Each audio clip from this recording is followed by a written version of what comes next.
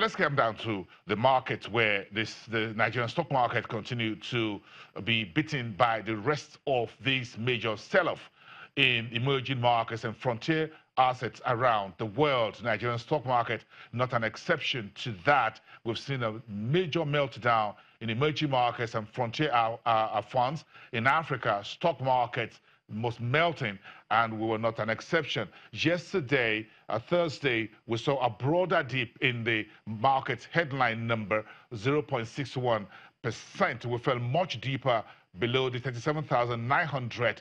We've been looking for that new level since Monday, when we had a very small blip on the radar. Then Tuesday and Wednesday came in very a bit of a tepid. Then Thursday, the bottom gave way, so we now found a new support level around the 37,733 that you see there on your TV screen. And the equity cap also fell to 13.668 trillion. Flip that over, look at the volume, just a bit of still decent buying of about 400 million shares for 4.45 billion naira in less than 4,000 transactions. As we always said, the banking sector took a major dip. That sector lost about 0.75%. Then we have oil and gas unchanged, but somewhere in the middle, you found the consumer goods and industrial goods making some decent gains, 1.45%, because the Dangote Cement finished off on the day in the green territory. Take that away, and you can see the oil and gas stocks very quickly there. Oando lost about 0.75%. Japan lost 2.63%. The rest of that sector was were largely unchanged when we finished off on Thursday. Today is the final trading day. Keep your eyes on that. Meantime, we had the Lord Mayor of London on the stock exchange yesterday. Charles Bowman met with the stock market community and closed the market for us. Let's take a look at that.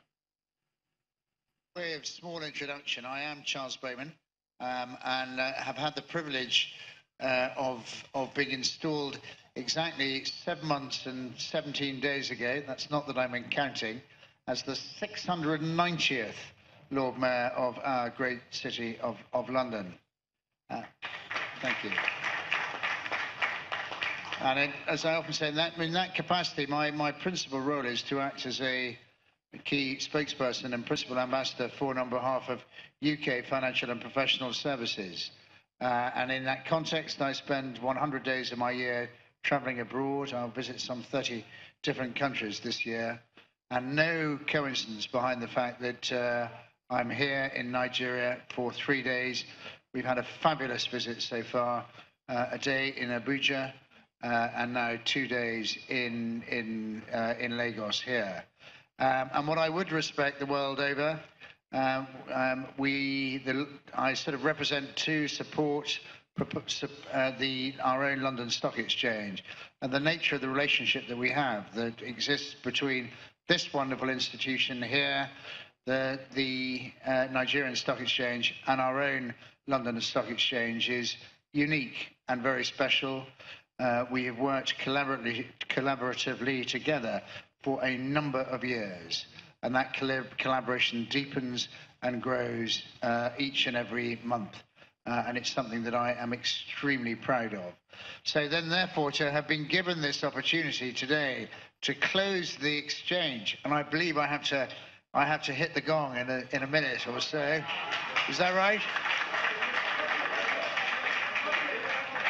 Do you know, I'm rather worried. This is probably the most apprehensive I've felt all visit. Will I get this important job right? We'll have to wait and see.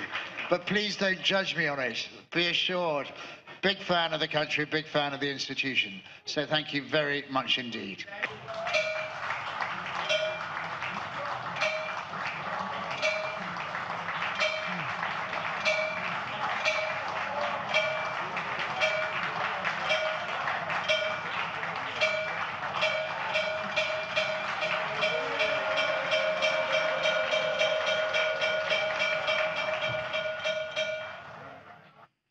The Lord Mayor of London, Charles Bowman, on the Nigerian Stock Exchange ending Thursday's trading day.